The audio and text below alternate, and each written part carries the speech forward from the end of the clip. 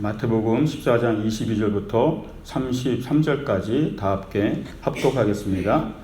예수께서 즉시 제자들을 재촉하사 자기가 무리를 보내는 동안에 배를 타고 앞서 건너편으로 가게 하시고 무리를 보내신 후에 기도하러 따로 산에 올라가시니라. 저물매 거기 혼자 계시더니 배가 이미 육지에서 수리를 떠나서 바람이 거스림으로 물결로 말미암아 고난을 당하더라. 밤 사경에 예수께서 바다 위로 걸어서 제자들에게 오시니 제자들이 그가 바다 위로 걸어오심을 보고 놀라 유령이라 하며 무서워하며 소리 지르거늘 예수께서 즉시 이르시되 안심하라 나니 두려워하지 말라. 베드로가 대답하여 이르되 주여 만일 주님이시거든 나를 명하사 물 위로 오라 하소서 하니 오라 하시니 베드로가 배에서 내려 물 위로 걸어서 예수께로 가되 바람을 보고 무서워 빠져가는지라. 소리를 질러 이르되 주여 나를 구원하소서 하니 예수께서 즉시 손을 내밀어 그를 붙잡으시며 이르시되 믿음이 작은 자여 왜 의심하였느냐 하시고 배에 함께 오르매 바람이 그치는지라. 배에 있는 사람들이 예수께 절하며 이르되 진실로 하나님의 아들이로소이다 하더라. 아멘. 따라 하시기 바랍니다. 믿음으로 시련을 이기는 사람. 오늘 말씀의 제목은 믿음으로 시련을 이기는 사람입니다. 오늘 본문을 읽으니까 예수님께서 막 재촉해서 무리들을 먼저 따로 보내고 먼저 건너편으로 배를 타서 다 가라 그러고 예수님 혼자 남으신 거예요. 왜 그랬는가? 그게 바로 그 앞에 오병이어의 기적 때문에 그래요. 무리들은 대부분 예수님 따르는 무리들은 가난했고요. 먹을 게 많이 없고. 근데 굶주린 상황에서 예수님께서 오병이어의 기적을 일으켜버리신 거예요. 그게 무리들이 난리가 난 거예요. 뭐요? 임금을 삼자 그런 거예요. 거기서 이제 왕으로 추대하겠다고. 이제 우리의 왕이. 그러니까 영적인 왕이 아니라 배를 채워주고 먹을 것을 채워주니까 그 왕을 삼자고. 예수님이 원하시는 건 그게 아니었거든요. 이 세상의 왕으로 오신 것이 아니잖아요. 그러니까 무리를 다 보내신 거예요. 제자들도 배를 타고 다 보낸 거예요. 그리고 예수님은 뭐라 하냐? 기도하러 가시는 거예요. 기도하러. 삶의 자리에요. 불필요한 요소들이 많다는 거 아세요? 우리가 생활하면서요. 필요하지 않은데 내 에너지를 쓰고 있는 것들이 되게 많아요. 그게 꼭 정말 필요한 게 아닌데 불필요한데 막 내 힘과 또 내 정신과 마음을 막 쓰는 거예요. 그리고 지치는 거예요. 그래서 뭘 잃어버리냐면요. 리듬을 잊어버려요. 삶의 리듬. 탄력이 있어야 되거든요. 매일매일 삶에 탄력이 있어야 되는데 제가 하와이 와보니까 여기는 탄력 잃기가 정말 쉽더라고요. 늘어져요. 여기는 이렇게 쭉 처지고 가만히 있으면 늘어지고. 그래서 제가 보니까 여기는 워커홀릭이 되든가 일 중독을 하든가 아니면 운동을 해야 돼요. 뭘 계속 하고 있든지. 그러니까 워커홀릭이 많아요. 제가 지금 이제 얼마 안 돼서 진단은 안 되지만 워커홀릭이 있어요. 계속 일을 손에서 놓으면 안 돼. 뭘 한다고요. 일을. 아니면은 운동을 해서 이런 좀 리듬을 잡아야 되거든요. 근데 더 중요한 건 뭐냐면요. 예수님께서 사역을 어마어마하게 하신 거거든요. 대단한 사역이거든요. 병자 막 고치시고 귀신 축사하고. 옛날에 훈련하냐고 귀신 들린 사람 모여서 신학교 때 막 기도하고 나면요. 그 다음날 일어나지 못해요. 못 일어나요. 얼마나 힘든지요. 근데 예수님은 이 리듬을 어떻게 찾았냐는 거예요. 그 어마어마한 기적의 역사를 일으키고 막 수많은 사람을 고치고 귀신을 쫓아내면서도 그 다음날이면 여전히 회복돼서 또 그 사역을 하시는 그 생활의 리듬이에요. 한번 따라 하시기 바랍니다. 활동과 기도. 두 가지 삶의 리듬을 잃지 마라. 활동과 뭐요? 기도. 이게 삶의 리듬을 잃지 않기 위해서는요. 이 두 축이 있어야 돼요. 활동과 기도, 활동과 기도. 근데 이 리듬을 못 찾으면요. 가장 잃어버리는 게 뭐냐면 기도를 잃어버리는 거죠. 활동하고 뭐죠? 그러니까 축 처지는 거예요. 생활이 축 처지는 거예요. 계속 일만 하며 살 수는 없거든요. 그리고 오늘 23절에 보니까 무리를 보내신 후에 기도하러 따로 산에 올라가시니라. 정을 매 거기 혼자 계시더니. 예. 밤새도록 해 저물 때까지 거기 그냥 혼자 여기 계신 거예요. 여러분, 주의 종들이 안수를 잘 안 하려고 그래요. 여러분 그거 아세요? 제가 지금도 와서 거의 이제 안수를 하는데요. 조금 더 리듬을 찾으면 이제 수요 예배도 다 안수를 할 거예요. 안수가 힘들어요. 그래서 저는 그 처음 교구 사역하면서부터 모든 예배 때 다 안수를 했어요. 모든 예배. 근데 처음에는 체력이 좋으니까 그냥 괜찮았어요. 근데 그렇게 한 3년 사역을 하다가 몸이 힘든 거예요. 안수가 사실 되게 힘들어요. 근데 나중에 이제 선배가 가르쳐 주더라고요. 안수하는 사역을 하려면 혼자 기도하는 시간이 있어야 된다고 가르쳐 주더라고요. 혼자. 오늘 예수님처럼. 예. 기도하면서 보혈로 나를 씻는 시간이 필요하지 않으면 다시 또 활동하기 어려운 거예요. 활동과 기도, 리듬이 있어야 돼요. 리듬이. 예. 그 리듬을 잃어버린다는 거죠. 그래서 지금은 이제 사역을 한 20년 넘게 하다 보니까 이제 좀 몸에 많이 배있기는 해요. 그래서 안수하고 나면 기도하고 보혈로 다 씻고요. 예. 예수님 산에서 해가 저물도록 그 오병이어의 위대한 기적을 일으키고 말씀을 또 전하고 강론하고 사람들을 고친 다음에 혼자 산에서 해가 지도록 기도하셨다는 거예요. 여러분, 이 생활에 진짜 이 리듬을 찾으려면요, 활동과 기도 잊지 마시길 주의 이름으로 축원드립니다. 예, 그 리듬을 잃어야 텐션을 잃지 않는 거예요. 모세도요, 이스라엘 백성들을 그 200만을 끌고 나오긴 나왔어요. 여러분, 조직도 없고 먹을 것도 없고 나라도 없고 땅도 없고 집도 없고 아무것도 없어요. 그냥 광야로 끌고 나왔어요. 모세가요, 머리가 터지는 거죠. 어떻게 살아야 될지 캄캄한 거죠. 내일 앞에. 모세 어디로 올라가죠? 예, 산에 올라요. 호렙산에 올라가는 거. 40일 동안 가서 금식을 하는, 기도를 하는 거. 하나님 앞에. 하나님이 다 가르쳐 주는 거예요. 예. 율법도 가르쳐 주고, 그 조직을 움직이기 위해서 말씀을 어떤 걸 지켜야 되는지 다 가르쳐 주고, 성막을 만들어서 예배는 어떻게 드려야 되고, 공동체가 예배 공동체를 어떻게 써야 되는지 전부 다. 그 올라가서 산 위에서 다 그걸 받아갖고 나오죠. 우리는 이제 그걸 알아야 돼요. 맨날 활동만 하면 안 돼요. 활동과 기도.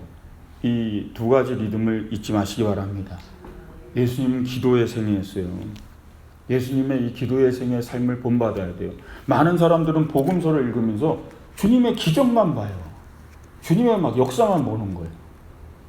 근데 그 사이 간격에 주님은 늘 산에 오르사, 예, 한적한 곳에 가셔서, 예, 혼자 늘 기도했던 그 시간들이 여기 있거든요. 여러분, 그 시간이 굉장히 중요한 시간임을 믿으시기 바랍니다. 그래서 이것이 바로 예수님이 이 땅에 오셔서 지상을 상의 삶에서 강건하고 또 역사를 일으키며 삶을 살아간 비결 중에 하나인 거예요. 활동과 기도. 예.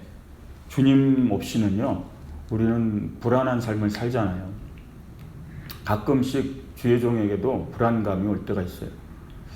야, 이대로 살다가 그냥 늙어버리고 내일은 그럼 어떻게 되나 그런 생각이에요. 나의 내일은 어떻게 되나, 이렇게 점점 힘은 없어지고 노후가 어떻게 될래나 그런 생각들 많이 하잖아요. 그죠? 이제 그런 불안감이에요. 예. 삶에 다가오는 그런 불안 요소. 근데 예수님은 불안이 왜 없겠어요? 내일 또 해야 될 수많은 곳, 또 가야 될 마을들, 복음 전해야 될 곳들, 만나야 될 사람들. 예. 그러다 내일이 확실한, 뭐 집도 없고 아무것도 없는 분이시잖아요. 예. 활동과 기도라는 이 두 축이요, 그게 리듬처럼 있어야 되는 거예요. 예. 그때 하나님의 은혜가 임하는 걸 믿으시기 바랍니다. 예수님이 먼저 보낸 다음에요, 그 다음에 오늘 본문에 보니까, 예, 그 바람이 불기 시작하면서 이제 슬슬 풍랑이 일기 시작하는 거예요. 이 풍랑이 있는 이 사건을요, 마태, 마가, 요한이 다 기록했어요. 세 사람이. 이 성경의 이 내용을요, 셋 다 제자가 다 기록했어요. 왜? 이게 정말 잊지 못할 기억이라는 거죠, 제자들에게. 그러니까 복음서에 보면 사복음서 중에 사복음서에 다 기록되어 있는 것들이라든가 3번 정도 기록되어 있는 것들은 제자들에게 각인됐던 이야기들이라는 거예요. 반복해서 기록되어 있는 거. 우린 읽다 보면 이거 마태복음에도 나오고 요한복음에도 나오고 이거 계속 나오네. 그게 아니에요. 마태, 마가, 누가, 요한 다 마음속에 각인됐던 일 중에 하나가 바로 오늘 이 풍랑의 이야기라는 거예요. 주님이 먼저 가라 그래서 그냥 간 거예요. 근데 배를 타고 가는데 난리가 나는 거죠. 막 풍랑이 일어난 거예요. 뭐죠? 밤 사경이라고 그랬죠. 사경. 그러면 사경이 뭐냐면요, 로마력이 있어요. 유대력이 있고요. 달력도요. 그리고 시간도 로마 시간이 있고 유대 시간들이 있어요. 그건 나중에 PT를 보셔야 한번 눈에 들어오는데, 쉽게 얘기하면 로마 시간에서 로마 사람들은 12시간, 24시간이잖아요. 그죠? 그래서 밤 12시간을요, 4개로 나눴어요. 4개로요. 그러니까 밤이 되는 12시니까 6시에서 다시 새벽 6시까지 밤 시간 12시를 4개로 나눠갖고요. 그걸 성경에 1경, 2경, 3경, 4경이라고 기록되어 있어요. 그러니까 4경은 새벽 3시에서 6시, 동이 틀 때. 그 마지막 가장 깜깜할 때. 그게 4경이에요. 그러니까 그때 해가 저물도록 밤새 주님은 뭐요? 기도하셨고, 제자들은 배를 타고 갈릴리 바다를 건너가다가 밤 4경 됐을 때, 그러니까 새벽 3시에서 가장 깜깜한 그 시간에 무적 풍랑이 이런 거예요. 여러분, 불빛이 어디 있어요? 갈릴리 바다 지금도 가도 밤에 되면 불빛 하나 없어요. 지금도요. 지금도 갈릴리 바다 가면 불빛이 없어요. 근데 이 고대 시대 때 거기서 풍랑이 이런 거예요. 깜깜한데요. 그 사경에 빛 하나 없는 곳에서 난리가 난 거죠. 근데 주님이 찾아오신 거예요. 무리로 걸어오신 거예요. 무리로. 그래서 예수님 유령이라 그런 거야. 깜깜하니까. 막 유령이라 그러고 놀란 거예요.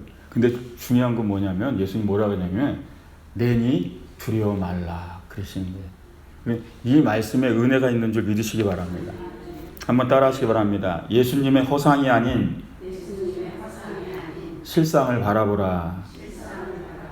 25절 27절에 밤 사경에 예수께서 바다 위로 걸어서 제자들에게 오시니 제자들이 그가 바다 위로 걸어오심을 보고 놀라 유령이라 하며 무서워하여 소리지르거늘 예수께서 즉시 이르시되 안심하라. 나니 두려워하지 말라.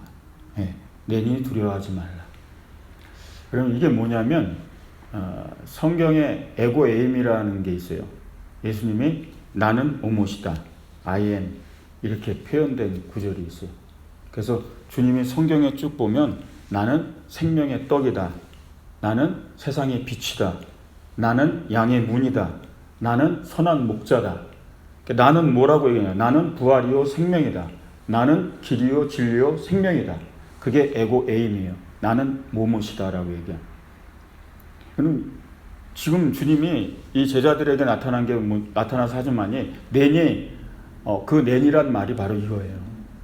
나는 전능하신 하나님이니 두려워하지 말란 얘기예요. 그럼 우리가 신앙생활 할 때 중요한 게 뭐냐면요, 허상을 믿는 게 아니에요. 예수님에 대해서 정확하게 알아야 돼요. 실상을 본다는 얘기는 내가 주님을 그냥 뭔가 흐릿하게 알고 있는 거하고요, 주님을 정확하게 알고 있는 거하고는 완전 다른 거예요. 마치 제자들이 오늘 이 말씀의 표현처럼 예수님이 걸어오는데 유령이다 하는 것처럼요. 분별이 안 되는 거죠. 뭔지 정확하지 않은 거예요. 그러니까 마치 그거 비유처럼 우리가 주님을 정말 정확하게 아냐는 거예요. 내가 예수님을 정확하게 아는 거예요. 그래서 에고에임이라는 이 예수님이 나를 표현한 걸 알아야 됩니다. 나는 선한 목자다. 예수님이 나는 뭐다라고 얘기한 거거든요. 출애굽기에도 하나님이 나는 스스로 있는 자다 그랬어요. 나는 누가 만든 자고 창조자고 창조해준 피조물이 아니라는 거예요. 나는 스스로 있는 자다. 예수님은 스스로 있는 자다. 예수님의 신성을 얘기하는 줄 믿으시기 바랍니다. 그 주님을 정확하게 알면, 실상을 알면 두려울 게 없는 거죠. 허상으로 주님을 믿으니까 벌벌벌벌 떠는 거죠. 폭풍이 몰아치고 밤 사경에 어둡고 뭐가 걸어오는데 흐릿하니까요. 허상이니까요. 다 두려움의 대상으로 보이니까 허상을 믿는 크리스찬들은요, 두려움이 있는 거예요. 내일에 대한 불확실. 제가 얘기했잖아요. 나이는 먹어가고 늙어가고 힘은 없고 우리의 내일은 어떻게 될까? 풍랑을 보는 것과 똑같은 거예요. 밤 사경을 걸어가는 것과 같은 거예요. 근데 실상을 보는 자는 바로 주님이 나는 누구라 하신 그 주님을 명확하게 아는 자인 줄 믿으시기 바랍니다. 선한 목자다. 내가 생명이고 부활이다. 내가 생명의 떡이다. 나는 빛이다 세상에. 얘기하셨잖아요. 밤 사경에도 주님이 세상에 비치면 주님이 보이는 줄 믿으시기 바랍니다. 주님이 누구인지 정확하게 알아야 되는 거죠. 우리는 허상을 믿는 것이냐 실상을 믿는 것이냐 그게 중요한 거예요. 실상을 볼 때 폭풍이 사라지는 걸 믿으시기 바랍니다. 실상을 보는 게 믿음이에요. 늘 신앙생활을 하면서도 허상을 자꾸 보면요 흔들리는 거예요. 늘 폭풍과 문제가 늘 많다. 여러분 문제는요 파도가 문제가 아니에요. 많은 분들이 와서 상담할 때 그래 목사님 막 이런 문제가 있어요 저런 문제가 있어요 이게 어때요 저게 어때요 이게 문제예요 저게 문제예요. 여러분 문제는 파도가 문제가 아니에요. 문제는 주님을 안 보고 파도를 보고 있는 게 문제인 거예요. 아멘? 그게 문제예요. 여러분 우리의 인생에 여지껏 살아온 삶도 돌아보시면 알고요. 앞으로도 삶을 보셔도 알아요. 문제가 없을 수가 있어요? 문제가 없을 수가 있냐고요. 문제가 있는 게 문제가 아니에요. 문제는 있어요.